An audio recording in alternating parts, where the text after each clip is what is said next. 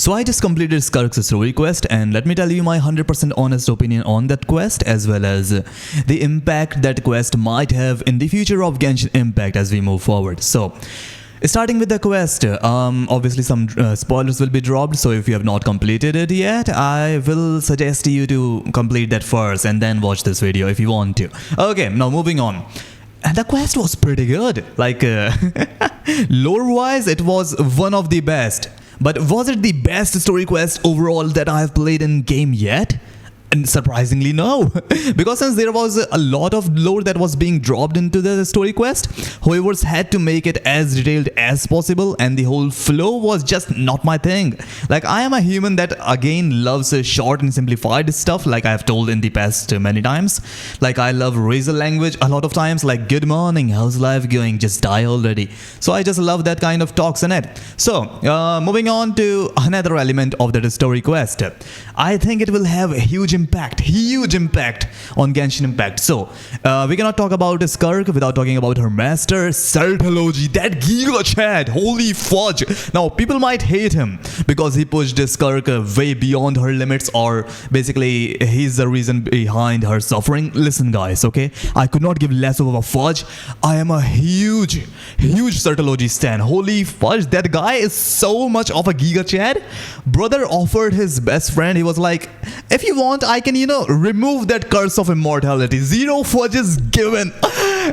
Brother is so Giga Chad that brother left Teyvat hundreds of years ago, okay? Like, zero fudge is given again. Like, no one is even closer to bro's strength. He's so strong that he beat, what do we call it? All devouring. I cannot even remember that whale's name. So basically, Narwhal, he beat her to a pulp, threw it in the primordial sea, and then boom, baby. He was like, I'm going, if you become strong enough to face me, come after me. Holy fudge. I love that guy so much. He's so strong, he can change his physical form at will. I mean, when you are a higher being such as Venti or Zhongli, you can say they can change their physical form at will. Again, holy moly, I am looking forward to that thingy. Also, Skirk story quest introduced new planet theory again. I mean, before her quest, it was not that widely, you can say, used in Genshin Impact. The power scaling obviously got destroyed into the story quest, but in the end of the story quest, Skirk basically helped Sertology's friend. Basically, she threw him in the hibernation while he's, getting better, or basically recovering from his into his former self. So Skirk obviously told that she will face Sertology, and that might be in a different planet altogether, and we might meet her in a different planet altogether. So this might be a base or a starting line for a greater future for Genshin Impact. I mean, I'm not talking about something great will happen or Genshin Impact will change forever.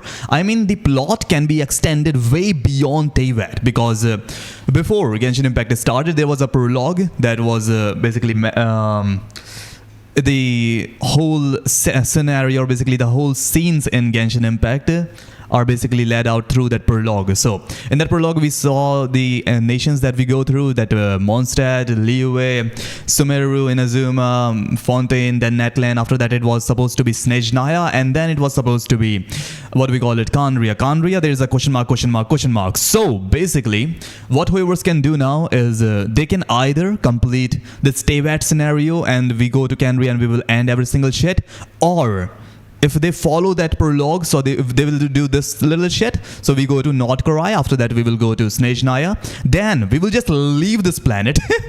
Yup. We will just leave this planet, and then we will just explore the other planets, and they will end Genshin Impact in what, like 10 or 12 years. And then through Khaenri'ah there, they will be like, yeah, our sister finally constructed Khaenri'ah into this different planet, or on this different side of Teyvat, or basically on the other side, I just don't care.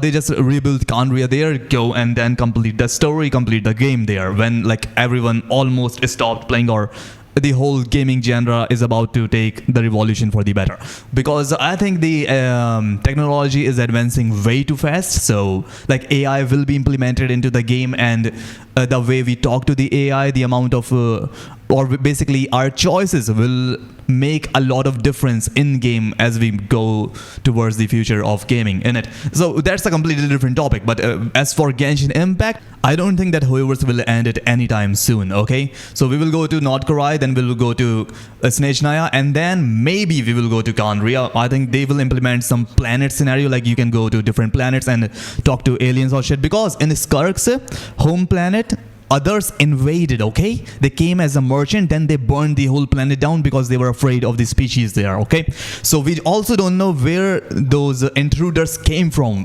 What's their home planet? Like, what if we go to their planet and take revenge for Skirk? We understand the whole scenario there. Or Sertology is basically roaming around the whole universe stuff. So what if he's in a different planet, or just enjoying life in a completely different what do we call it, a universe there? I'm like, let's go. And since they are completely different planets, they can be like highly advanced in technology, or like completely dinosaur level. Like they will be old as fudge. Like they can just change the whole theme of Genshin Impact as we know about it. Okay, because in Travelers you can say voice lines which are available. I don't know, they talked about motorcycles, or they talked about many stuff in their voice lines which are like related to another worlds where they have traveled so far. I mean, with his sibling obviously.